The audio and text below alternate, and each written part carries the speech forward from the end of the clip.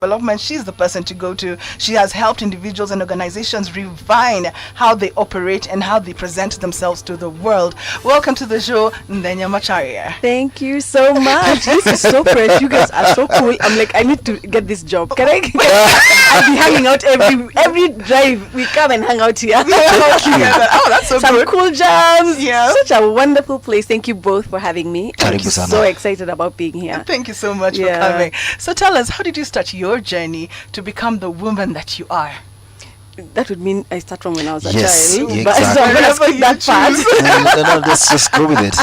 I'm going to skip that part. Okay. And talk about what I do. Okay. And say that I started out in PR and events. Okay. And then after doing events and for a long time, one, in the Kenyan space, let me say that. Right. Because my undergrad was in communication, and then I ended up on tour singing in a band, and then came back and said, okay, I'm going to do a PR and events company. And in doing that, you find people didn't know how to dress. Yes. They would come and eat a whole cuckoo. CEOs didn't know how to give speeches. They're told to come and give a toast. They didn't know how to do that. Yes. And so I was like, there must be a course that I can take to help people learn how to do that. And so I went on the internet, and this is, so I'm about to reveal my age. This is those days of dial-up internet for... Okay. yeah. Right. And I found the options I had were the States, the UK, and then South Africa. So I found an amazing course in image consulting that I did in South Africa, and then I came back. When I came back, I told everybody, guys, I'm here, I'm an image consultant, and everyone's like, what is that, and why do we have to pay you so much money? Yes. And the first, I'll say 5-6 years was spent trying to educate people to tell them that they needed an image consultant.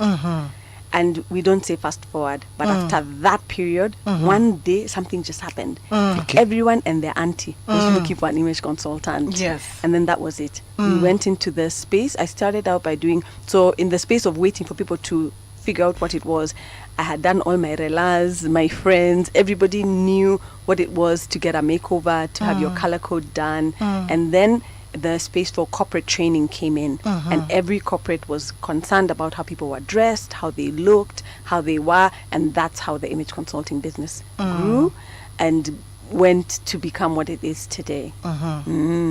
Okay, normally say it's either you learn from your friends or yourself. Like now, growing up in Nairobi, what was that one experience that taught you that first impressions actually matter? And it's not even about growing up in Nairobi. This is in your later life when you're trying to be tuned by somebody. And that's the day you're wearing your kulipa ushuru ni kujitegemea t-shirt, you find something kwa hiyo ya kichwa, patapata, sengenge ni ngombe. Those ones do kills. And then you have the supermarket, and then you see that spice, and in your head you're thinking, shucks, I should have worn my other hair. So for me, it was when I went and did the image consulting course, they were like, you never get a second chance to make a first impression. And so impressions are made every single day, and it may not be the spice or the spouse, it may be that business deal where you're trying to upsell yourself, but they're looking at you like, Ati, you said you work where? Ati, you do what? Ati. Or it could even be like, I say, that person you could have married. And then they look at you like, guy niliponea chupuchupu.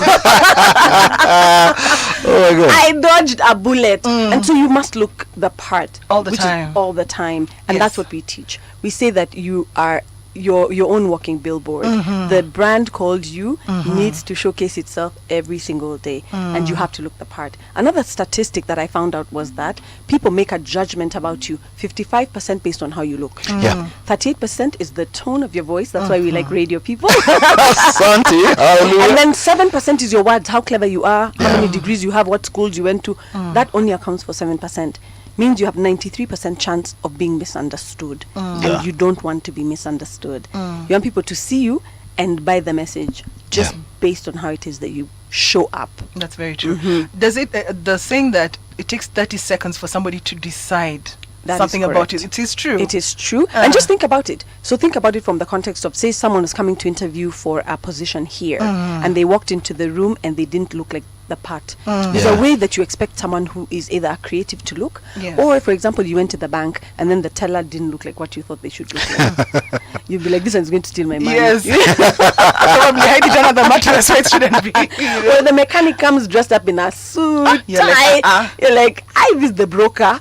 of the mechanic guy. Yeah, true. So every industry needs to find its space. There's a way that we expect you to show up for your industry, and as a result, what we're trying to do in terms of refining people is don't show up like a mechanic when you're trying to ask us for $1 million to start a garage. Yeah. You know, you have to show up looking the part in order to get the results that you're looking for. So you talked about starting slowly, and then all of a sudden the market just opened for you. Something just broke. What is it that switched, especially in the corporate world? You're like, okay, why are they paying attention now? Gen Zs came into the Okay. workforce, and they were my dress, my choice. Vile tunai feel. They write emails the way they feel like, and they can even send you the WhatsApp in the place of an email. So I feel like the corporate world felt that they had very many young people coming to that space, and the corporate world at that point was led by the Generation X and the Boomers, and those are the people who are trying to say, no, there's a way we have to do that. So one of the things I do teach is generations in the workplace. Now every generation thinks they're special, so true, that we are the best, that we are the ones, and yet every generation is useful and has a place and a role that it plays in the workplace and in society. Okay. And so we, even as a country, must learn to have everybody's place value put on them, so that then we can have a better society, better companies, better homes, by understanding that everybody is valuable and they're bringing something useful to the table. Okay, you've had a good reputation in building personal brands and maybe brands in general. Yes. What was that aha moment that you discovered, like, etiquette could be the thing that you could be doing all through? I told you the aha moment was in events. That's where the aha happened. Because I used to be an event planner, and then the event says black tie. And then people come wearing kaunda suit. And we're like, or we've said that the dress code is African, or it's even a sporty dress code, and people are going to come like from work straight.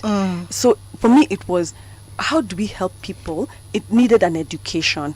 And then the other one was, a lot of people didn't know how to use a fork and knife. So what I should say is that with etiquette, we say it's the ABCs of the image. So there's appearance, and that's how we look. So the visible exterior of a person or a thing, that's your appearance. And then there's behavior, how we act.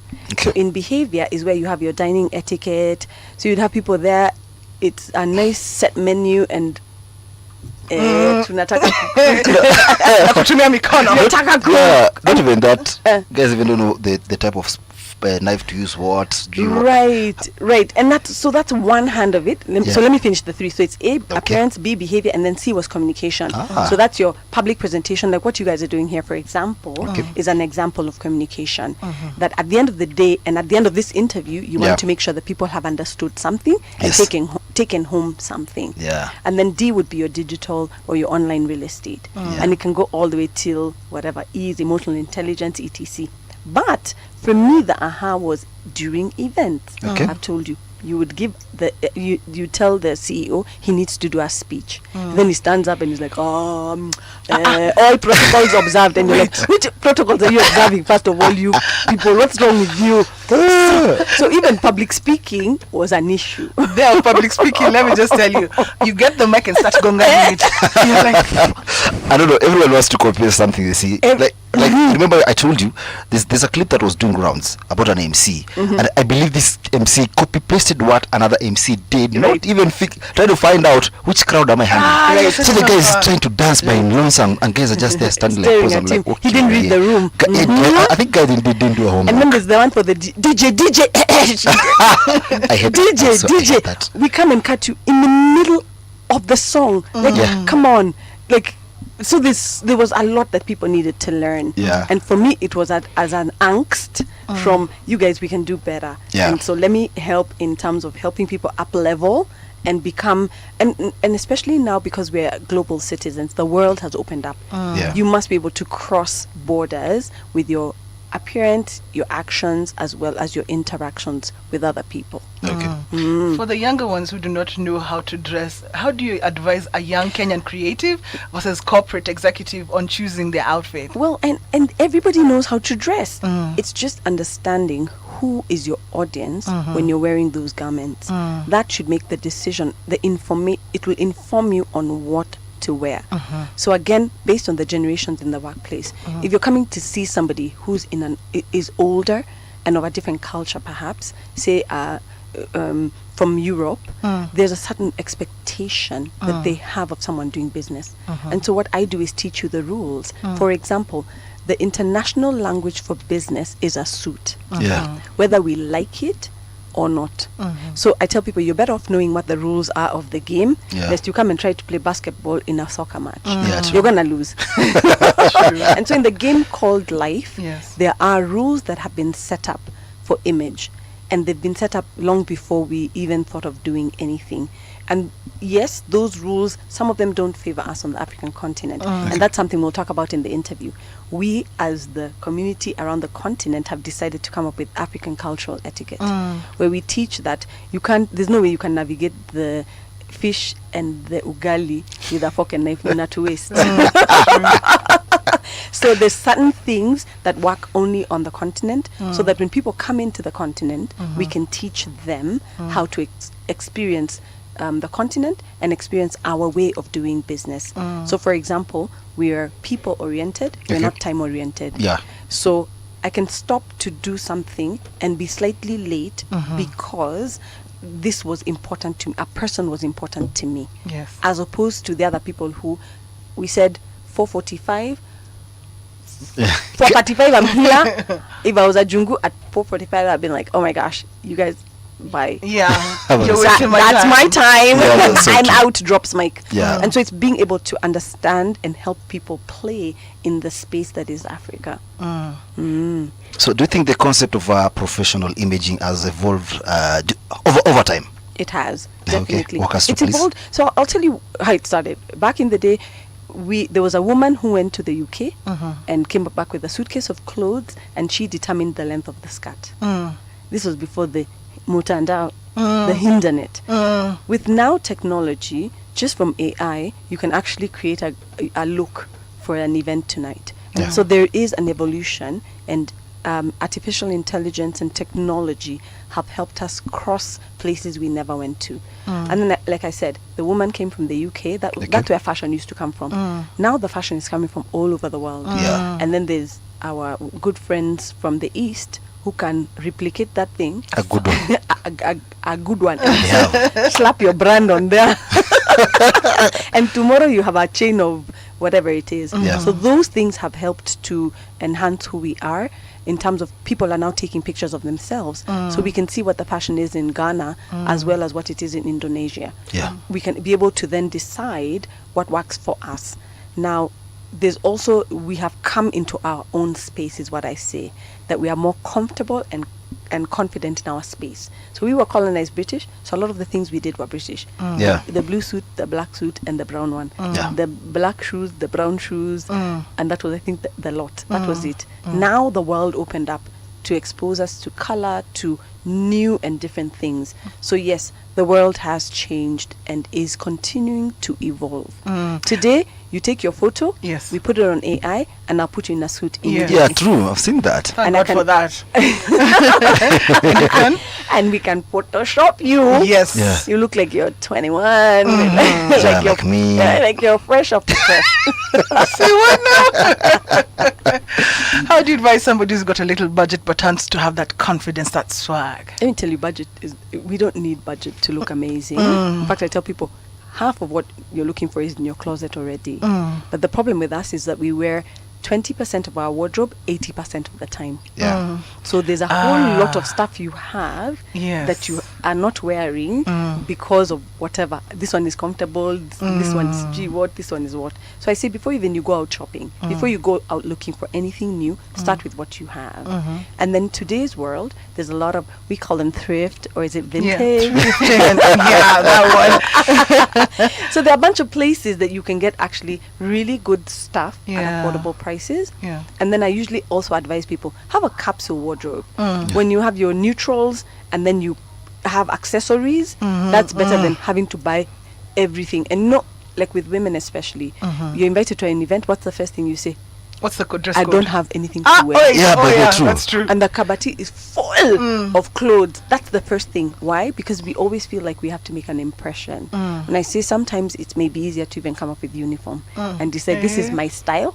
Is it? And every time people see you, that's how you show up. Oh. Yeah. Is it okay to have a style then? It is okay to have a style. Okay. In fact, style remains. Style is eternal. That's Yves Saint Laurent. Okay. And then we say fashion fades. Fashion is fashion today. I'm Yeah, sure you can tomorrow it's even gonna look be at, something you can even different. look at your fashion for 10 years, 20 years ago, and to it has come back, three bell bottoms, and crop tops. You're like, that stuff was there. Even our parents were in micro minis, and then they run away, and then it comes back. So fashion will always evolve, but Yes. style is eternal. You decide that's your look, you're gonna rock it, and everyone will know you for that, because that's what branding is also about. Consistency. If your brand is consistent, we see you every day, that's how you show up, then we begin to associate that with you. Okay. Yeah, so we'll think of somebody like Charles Njonjo, Yeah. known for the pinstripes. That's right. Yeah, true. And anytime you would see pinstripes, or even now when you see pinstripes, your thought is to Straight think away. of that. Yeah, true. Same story with the Kaunda suit. Yeah. So Kaunda, Kaunda. that was his signature. Yeah. He had come up with that as his vibe, and now we associate that with him. Yeah. So you can come up with your own style, and it can become a thing. Right. Yeah, so for the uninitiated, and if you're listening for the first time, us guys are audiovisual, and I know all through the years, it's only been voice on radio. So most of the presenters have embedded their career based on how what best you can articulate and actually sound on air. Now we have audiovisual. We have to dress up the same way as a news anchor. And most of us, fashion does it fit the shoe? Yes. Misafi? Okay, let's go. How can you help us track that style, actually be more presentable on air and as fashion knowledgeable as you're saying, because it's all about brand and imaging? And so this is the tricks of the trade. Yeah. I'll give you the example. I like to use the example of Obama. Obama would wear only 3 types of suits: the blue suit, the black suit, and the grey suit. That was Yes. it.